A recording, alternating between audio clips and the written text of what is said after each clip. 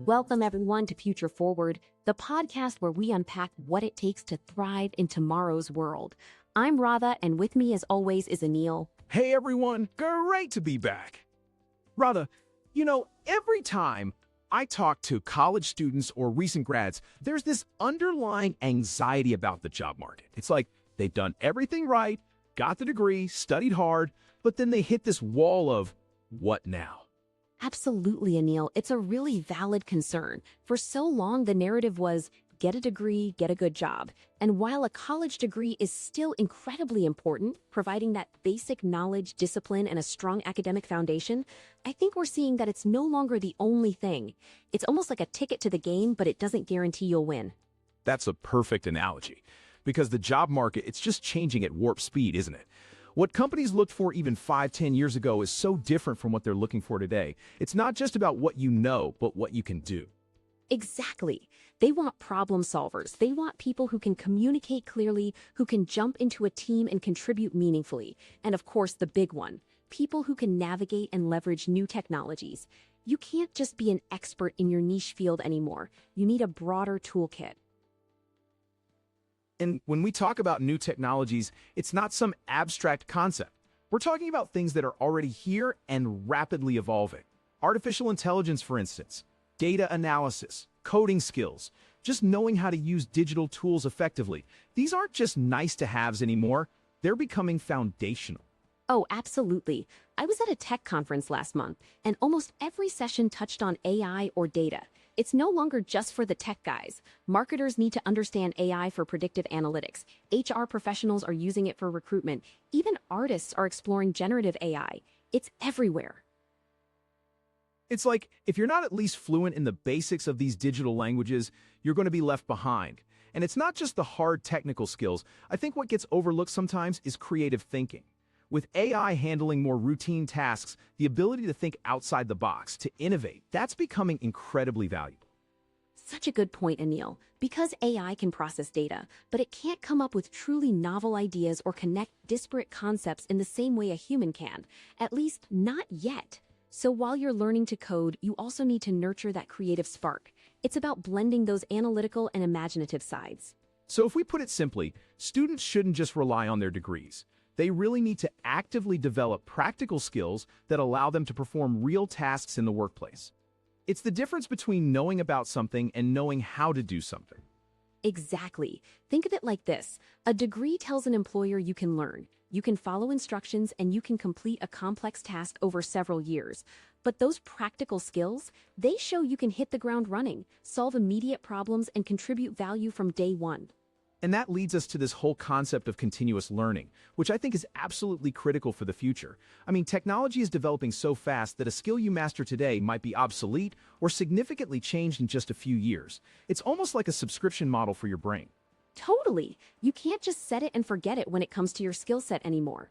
The idea that you graduate, get a job, and then you're done learning for life, that's completely outdated. Successful professionals in the future will be those who embrace lifelong learning. So, how do students, or even people already in their careers, go about this? What are some concrete ways they can stay current and build these essential skills?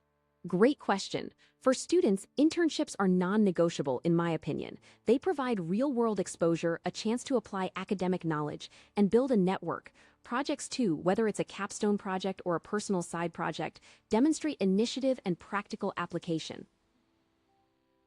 And thankfully, there are so many accessible ways to learn now. Online courses, for example, platforms like Coursera, edX, Udemy, they offer incredible specialized training in AI, data science, digital marketing, you name it. And often, they're taught by industry experts. Definitely. Workshops, boot camps, practical training sessions, these are all fantastic for quickly acquiring a focused skill. You don't always need another multi-year degree to pick up, say, Python programming or advanced Excel techniques. Sometimes a 12-week boot camp is exactly what you need. And we've been talking a lot about hard skills, but let's not forget the soft skills. I actually think these are becoming even more critical as technology takes over more analytical tasks. We're talking communication, leadership, adaptability, decision-making. These are inherently human skills. Oh, 100%. Imagine someone brilliant at coding, but they can't explain their work to a non-technical manager, or a data analyst who can crunch numbers but struggles to present actionable insights. Their technical prowess is diminished without strong communication. Or leadership. As teams become more distributed and diverse, leading effectively isn't just about giving orders, it's about inspiring, motivating, and fostering collaboration. That takes empathy and emotional intelligence, not just a PMP certification.